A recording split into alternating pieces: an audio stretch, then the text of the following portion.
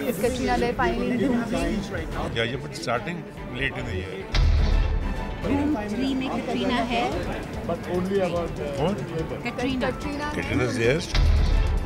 Telling Dhoom 3। Dhoom 3 में कटरीना है finally? नहीं है, she is not there in Dhoom 3. हाल ही में यशराज ने खुद मीडिया में खबर दी थी कि धूम 3 का पार्ट नहीं है कटरीना। फिर ये क्या हो गया यश चोपड़ा को? कटरीना उनकी किस फिल्म में है और किस में नहीं? इस बात को लेकर क्यों हो रहे हैं Yash Chopra confuse?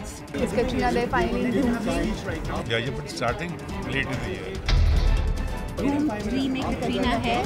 but only about Katrina. Katrina's there. Telling Dhoom 3। Dhoom 3 में कटरीना है finally?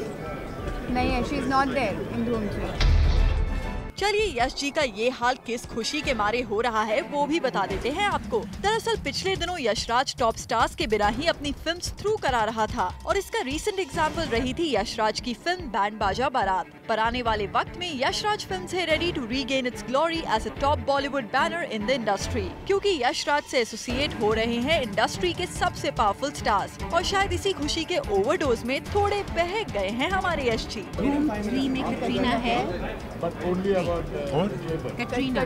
Katrina's there. और तो और यश जी अपने दामन में इंडस्ट्री के सारे बड़े स्टार्स को बटोरने की मस्ती में कुछ ऐसे छोर हुए कि उन्हें होश में लाने उनकी बिलवेड वाइफ को बीच में आना पड़ा। Telling Dhoom 3।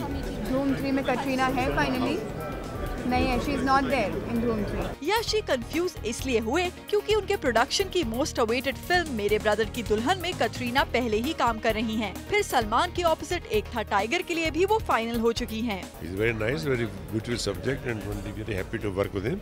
I think we're starting 31st of this month. और धूम 3 में कटरीना को साइन करने के चर्चों के बीच शाहरुख के साथ भी यशराज के लिए कटरीना के साइन किए जाने की बात सामने आ रही है।